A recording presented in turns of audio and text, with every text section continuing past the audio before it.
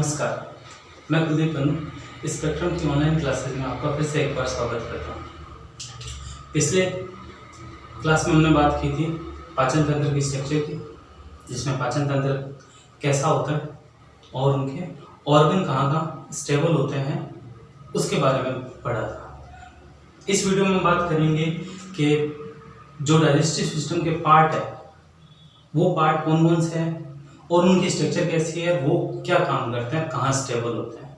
तो उसमें digestive system का जो पहला पार्ट है वो है मुख व मुख गुहिका, यानी कि माउथ बकल कैविटी या ओरल कैविटी, जिसको माउथ कैविटी भी बोलते हैं। मुख यानी कि हमारा मुंह, जिसे हम खाने को अंदर की तरफ लेते हैं। अंदर की तरफ खाने को लेने की प्रक्रिया वो कहलाती है एंडोसाइटोसिस। जब हम आगे बात करेंगे तो जो मैकेनिज्म की बात करेंगे डाइजेस्टिव सिस्टम की, तब हम बात करेंगे कि एंडोसाइटोसिस क्या होता है।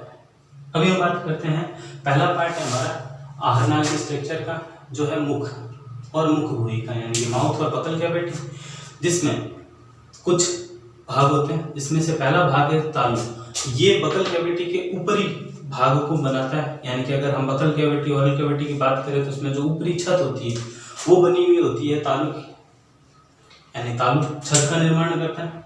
और इस छत के अंदर दो भाग होते हैं, एक आगे का भाग और एक पीछे का भाग। पीछे का भाग जो अंदर की तरफ है, हमारे कंठ के अंदर की तरफ वाला भाग, वो तो होता है कोमल तालु सॉफ्ट पैलेट।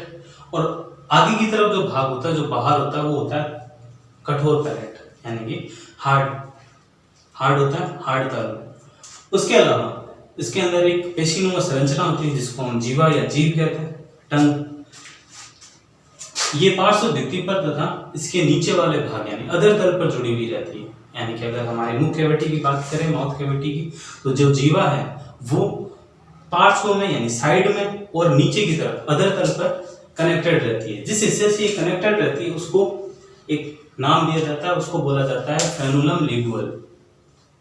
फ्रेनुलम लिंगुअल भाग से ये जुड़ी रहती है और जीभ के ऊपर कई प्रकार की स्वाद गलिकाएं पाई जाती हैं। ये स्वाद गलिकाएं खाने के स्वाद को, खट्टा, मीठा, कड़वा, इसके बारे में हमें ज्ञान दिलवाती है, जिनमें अलग अलग टाइप की तंत्रिकाएं जुड़ी रहती हैं और ये तंत्रिकाएं माइंड तक सिग्नल भेजती है और जिससे हमें हमारे स्वाद के बारे में पता लगता है। उसके अलावा मुख के अंदर एक और विशेष संरचना होती है जो होती है दांत की। दांत मुंह का कठोर भाग है, यानी माउथ कैविटी के अंदर सबसे कठोर भाग है। उस दांत का काम मैली खाने के चबाने का है। ये खाने को छोटे छोटे टुकड़ों में तोड़ देता है। खाने के छोटे छोटे टुकड़ों में तोड़ने से यांत्रिक पाचन में सहायता मिलती है। अब यांत्रिक पाचन क्या होता है उसके बारे में हम आगे बात करेंगे। दांत की कुछ विशेषता है कि दांत फर्स्ट विषम दंती प्रकार के होते हैं, यानी कि दांत हमारे अंदर सेम टाइप के ना होकर डिफरेंट टाइप के होते हैं।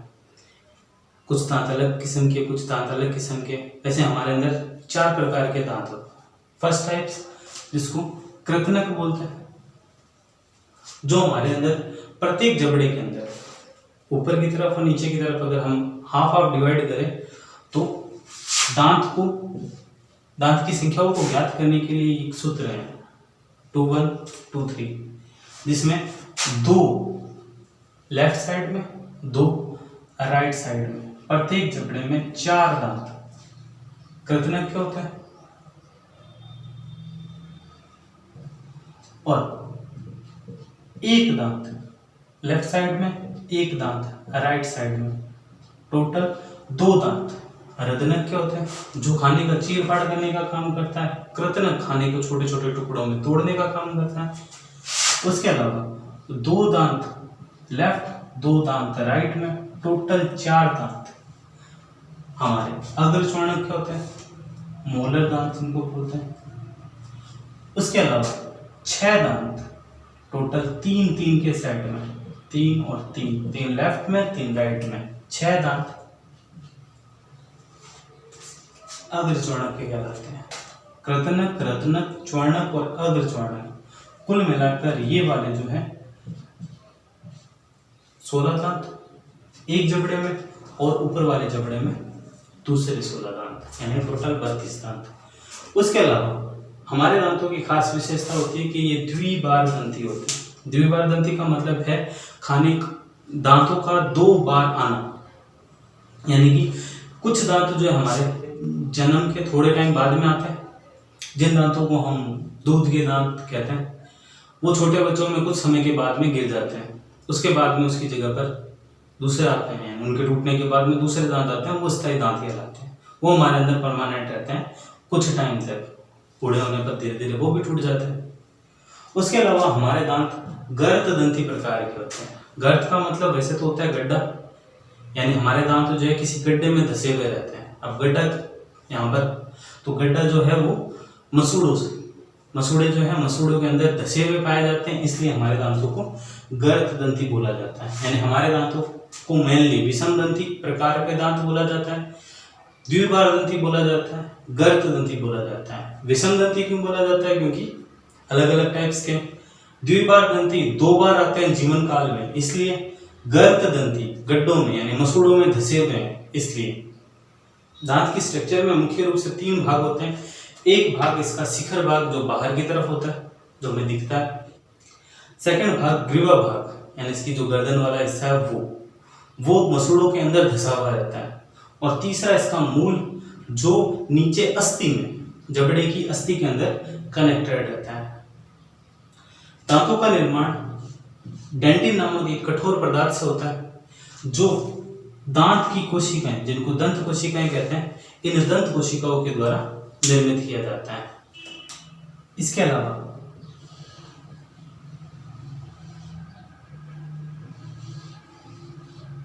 दांत की स्ट्रक्चर में एक मज्जागुआ पाई जाती है, जिसमें दंत कोशिकाएं, तंत्रिका वाहिनियां और रक्त कोशिकाएं, रक्त वाहिनियां पाई जाती है, जो दांतों को मजबूत करने का काम करते हैं। दंत कोशिकाएं यहाँ पर एक डेंटिन नामक पदार्थ का निर्माण करते हैं, जो धीरे धीरे दांतों की मोटाई को बढ़ाते रहते हैं।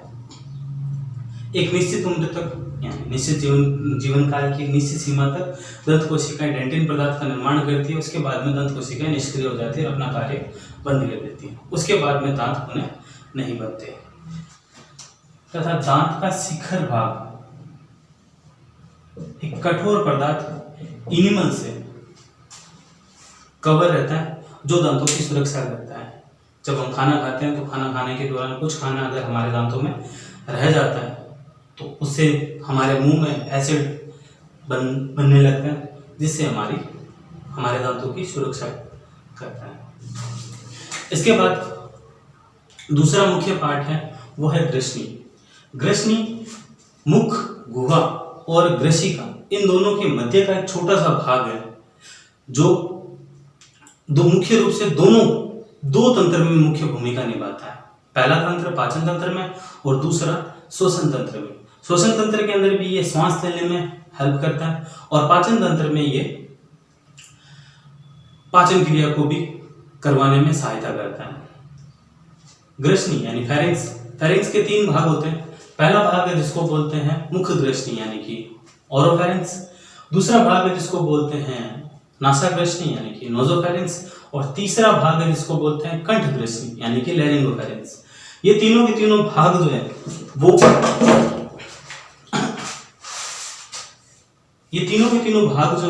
वो कुछ इस तरीके से होते हैं कि पहला भाग नासाग्रसनी का, जो ऊपर की तरफ नासा गुहा में यानी नासिका गुहा में खुलता है। दूसरा भाग मुख ग्रसनी, जो आगे की तरफ मुख गुहा यानी बकल कैविटी में खुलता है। और तीसरा भाग कंठ ग्रसनी, जो हमारे कंठ में खुलता है।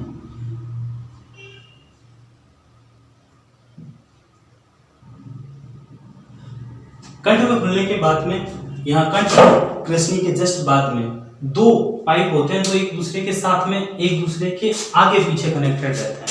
एक आगे की तरफ, दूसरा पीछे की तरफ, दोनों इस तरीके से आपस में जॉइंटेड रहते हैं। इसमें से पहले वाला जो आगे वाला पाइप है वो तो होती है हमारी ट्रेकिया यानी कि श्वास नली, जिससे हम जो श्वास लेते हैं वो फेफड़ों तक पहुंचाया जाता है। दूसरा जो पीछे की तरफ पाइप है वो होती है हमारी आहार नली, मैंने यहाँ पर एक डायग्राम के द्वारा इन दोनों को इस तरीके से दिखाया है, लेकिन हमारे शरीर में ये इस तरीके से व्यवस्थित होते हैं।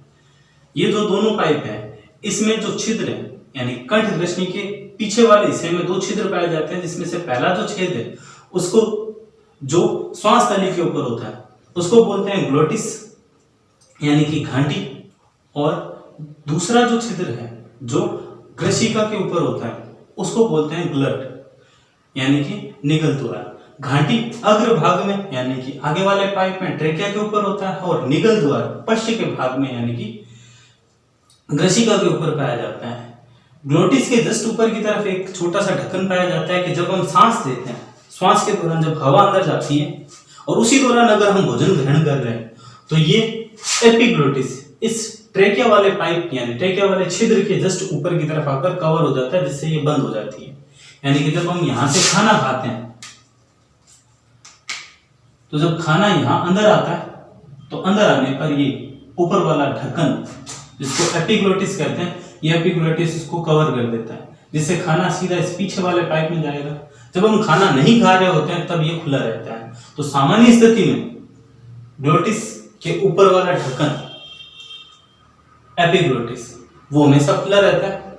केवल जब खाना खाया जाता है, कुछ भी ठोस पदार्थ या कोई तरल पदार्थ अगर हम ग्रहण करते हैं तो उस दौरान ये एपिग्लोटिस ग्लोटिस के ऊपर आकर उसको कवर कर देता है यानी इसको बंद कर देता है, जिससे खाना कभी भी श्वास नली में यानी ट्रेकिया में नहीं पहुंचता। अगर बाई चांस कभी पहुंच जाए ट्रेकिया में खाना तो उस दौरान हमारे ट्रेकिया में कफ जम जाता है, जो बाद में धीरे धीरे दिक्कत करते हैं। इसलिए यही बोला जाता है कि खाना खाते टाइम बोले ना, कम से कम बात करें, जिससे एक ग्लोटिस वाला ढक्कन खुले ना। उसके बाद में खाना आगे एक नली में जाता है जिसको बोलते हैं ग्रसिका। ग्रसिका एक छोटा सा पाइप है जो ग्रसनी से स्टार्ट होकर आमाशय तक खाने को ले जाने का कार्य करता है। इसमें किसी प्रकार की कोई पाचन क्रिया नहीं होती, केवल ये क्रमांकुचन गति यानी आपस में संकुचित होता रहता है। संकुचित होते होते धीरे धीरे खाने को आगे की तरफ पंप करता है और पंपिंग क्रिया के द्वारा ये खाने को आमाशय में भेजने का कार्य करता है ग्रसिका यानी कि ओसोफेगस फूड पाइप। इस पाइप के अंदर से खाना आगे की तरफ जाता है और ये पाचन का कोई काम नहीं करती, अर्थात ग्रसिका के अंदर पाचन क्रिया संपन्न नहीं होती। केवल और केवल ये क्रमांकुचन गति के द्वारा पंप करवाता है, पंप करवाते हुए खाने को स्टमक यानी आमाशय तक भेजने का कार्य करता है। तो ये खाने को केवल मुंह से ग्रसनी में, ग्रसनी से ग्रसिका में और ग्रसिका केवल और केवल खाने को आमाशय तक ले जाने का कार्य करती है। इसमें पाचन क्रिया नहीं होती। ग्रसिका की भित्ति के मुख्य रूप से 4 स्तर होते हैं। पहला स्तर जो है शिरोश स्तर कहलाता है, दूसरा स्तर बाह्य पेशी स्तर, तीसरा स्तर अधश्लेष्मा स्तर और चौथा स्तर श्लेष्मिका स्तर। जिसमें से सबसे पहला जो स्तर है वो है शिरोश स्तर। ये स्तर बाहर की ओर पाया जाता है और ये ग्रसिका का पेराटोनियम बनाने का काम करता है, यानी कि बाहरी आवरण बनाने का कार्य करता है, जो बाहर से बाहरी चीजों बाहरी इंटीरियर से इसको सेपरेट करता है। दूसरा स्तर जो है वो बाह्य पेशी स्तर है, जिस स्तर के अंदर अलग अलग प्रकार की पेशियां पाई जाती हैं जो इसको गति करवाने में और मजबूती देने में सहायता करता है। ग्रसिका में मुख्य रूप से अनुदैर्ध्य पेशियां और वर्तुल पेशियां, ये मुख्य रूप से 2 प्रकार की पेशियां पाई जाती हैं। फर्स्ट अनुदैर्ध्य पेशी और सेकंड वर्तुल पेशी। उसके अलावा इसका जो तीसरा स्तर है श्लेष्मिका स्तर, अधश्लेष्मिका स्तर। अधश्लेष्मिका स्तर मुख्य रूप से संयोजितकों का बना हुआ होता है, जिसमें मुख्य रूप से रुधिर वाहिकाएं, लसिका वाहिकाएं, तंत्रिकाएं, उसके अलावा इलास्टिन, कोलेजन तंतु आदि पाए जाते हैं। और लास्ट स्तर इसका श्लेष्मिका स्तर जो सबसे भीतरी स्तर है और ये मुख्य रूप से उपकला से जुड़ा हुआ रहता है। इसके बाद ग्रसिका के जस्ट बाद नेक्स्ट हमारा जो टॉपिक है वो है आमाशय यानी कि स्टमक। ओसोफेगस के बाद आमाशय उदर गुहा में बाईं ओर डायफ्राम के जस्ट नीचे जे आकार का थैलीनुमा संरचना होती है जो मुख्यतः प्रोटीन के पाचन में सहायता करता है। आमाशय में मुख्य रूप से 3 भाग होते हैं। पहला भाग होता है जिसको कार्डियक भाग बोलते हैं, ये इसका फर्स्ट पार्ट है जिसके द्वारा खाने को आमाशय में प्रवेश करवाया जाता है। यहाँ एक छोटा सा छिद्र पाया जाता है जो भोजन को ग्रसिका से आमाशय में लेकर आता है और इसी के ऊपर एक वन साइडेड डोर यानी कि एक साइड खुलने वाला दरवाजा लगा हुआ होता है जो खाने को केवल अंदर की तरफ लेकर आता है लेकिन वापस बाहर जाने नहीं देता। उस कपाट को कार्डियक कपाट कहते हैं। उसके अलावा इसका दूसरा भाग जो सबसे बड़ा पार्ट है, इसका 80% भाग बनाता है, वो इसका फंडस पार्ट कहलाता है। इस फंडस पार्ट के अंदर जितने भी पाचक एंजाइम्स हैं यानी कि मुख्य रूप से जठर रस, इस जठर रस का निर्माण होता है। जठर रस के अंदर पेप्सिनोजन नामक एंजाइम होता है जो बाद में पेप्सिन में बदलकर प्रोटीन के पाचन को कंप्लीट करता है। उसके बाद इसका थर्ड पार्ट है जिसको पाइलोरिक पार्ट कहते हैं, हिंदी में इसको जठर निर्गमी भाग बोलते हैं। इस भाग के अंदर पाइलोरिक कपाट पाया जाता है जो खाने को नीचे की तरफ जाने से रोकता है।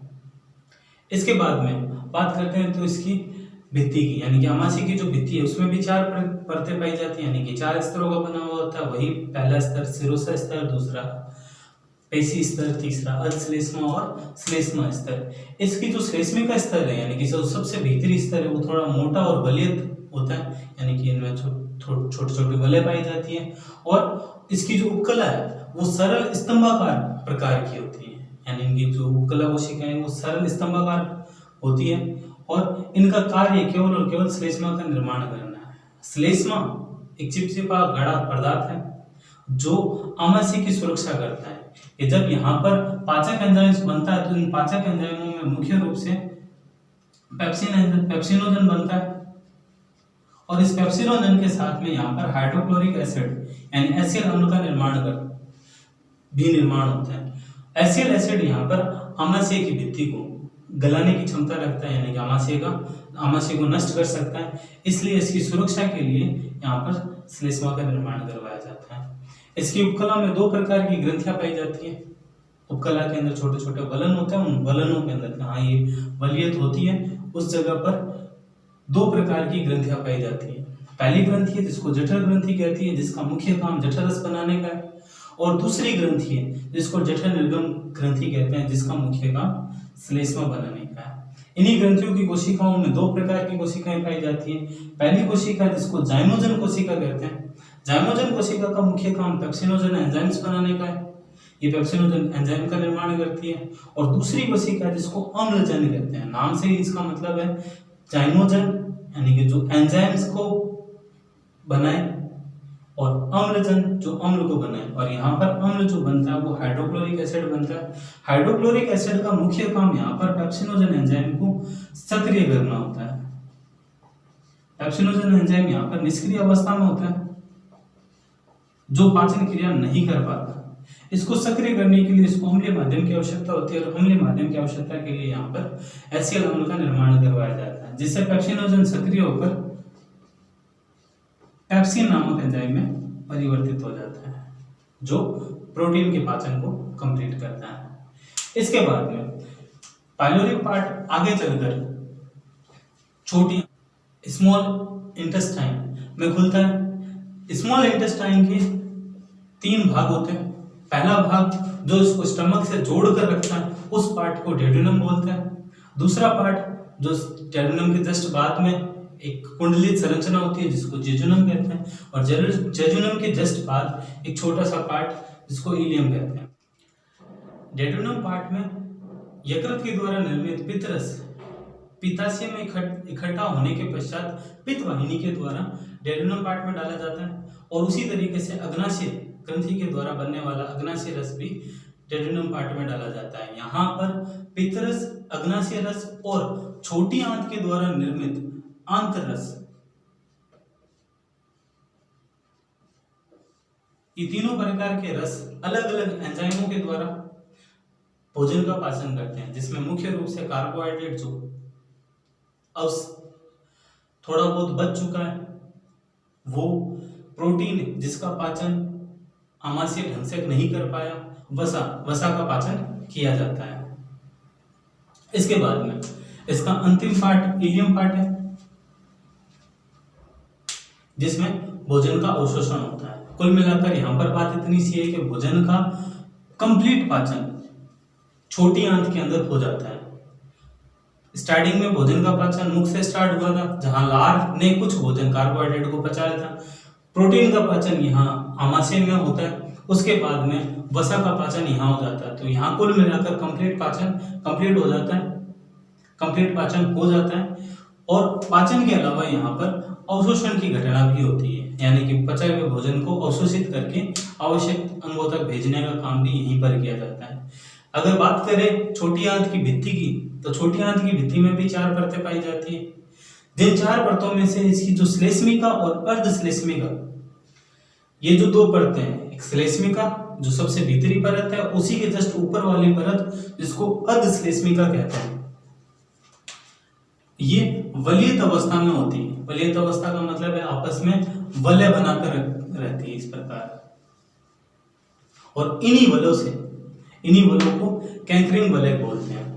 और इन्हीं वलों के ऊपर उभार पाए जाते हैं, जिन उभारों से रसांकुरों का निर्माण होता है। रसांकुर यहाँ पर भोजन के अवशोषण के क्षेत्र को बढ़ाते हैं, और इसी अवशोषण के क्षेत्र को बढ़ाने के लिए इसमें कुछ सूक्ष्मांकुर भी होते हैं। सूक्ष्मांकुर उपकला कोशिकाओं पर लगने वाली माइक्रोबियली हैं, उनको बोलते हैं, जो ब्रूस बॉर्डर का निर्माण करते हैं। ये दोनों मिलकर भोजन के अवशोषण के क्षेत्र को बढ़ाते हैं। वलन के उभार है, उनको तो बोला जाता है रसांकुर यानी विली। और उपकला कोशिकाओं के ऊपर छोटी कई हजारों सूक्ष्मांकुर यानी कि माइक्रोविली पाई जाती है, जो ब्रूस बॉर्डर बनाती है। ये भोजन के अवशोषण को कंप्लीट करती है, यानी कि भोजन के अवशोषण के क्षेत्र को बढ़ाती है, जिससे अवशोषण आसानी से हो। पैर समूह।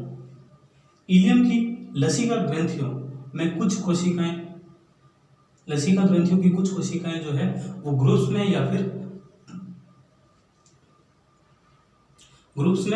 या फिर एकल रूप में पाई जाती है, जिन से कुछ ग्रुप्स बनते हैं, जिन ग्रुप्स को पैर समूह कहते हैं। आंत्र वलित होकर कुछ नलिकाकार संरचनाएं बनाती है, जिन संरचनाओं को लिबरगुन ग्रंथिकाएं कहते हैं। ये ग्रंथिकाएं अलग अलग प्रकार की कोशिकाओं से मिलकर बनती हैं। इनमें जो पहले प्रकार की कोशिकाएं, उस कोशिका को कलश कोशिका कहते हैं। दूसरी प्रकार की कोशिकाओं को आंतरिक कोशिका कहते हैं, और तीसरी प्रकार की कोशिकाओं को पैनैथ कोशिका कहते हैं। कलश कोशिका यहाँ श्लेष्मा का स्त्रावण करती है, यानी श्लेष्मा का निर्माण करवाती है, जो भोजन को लसलसा बना सके, जिससे भोजन को आगे बड़ी आंत में डालने में आसानी हो। आंतरिक कोशिकाएं एंजाइम्स का निर्माण करवाती है, जो जल अपघटनीय एंजाइम होते हैं, जो भोजन को पचाने में सहायता करते हैं। और पैनैथ कोशिकाएं लाइसोजाइम एंजाइम का निर्माण करवाती है। लाइसोजाइम एंजाइम यहाँ पर भोजन के साथ आए हुए जीवाणुओं को नष्ट करने का कार्य करती है। इसके अतिरिक्त प्लूनर ग्रंथियां जो डेडुनम के भाग में पाई जाती है, जिसमें डेडुनम की जो अधिश्लेष्मा स्तर है, ये अतिरिक्त मात्रा में श्लेष्मा का निर्माण करने के लिए इनके अंदर कुछ विशेष प्रकार की ग्रंथियां पाई जाती हैं, जिन ग्रंथियों को ब्रूनर ग्रंथियां कहते हैं। ये मुख्य रूप से केवल और केवल श्लेष्मा का निर्माण करवाने का कार्य करती है। धन्यवाद।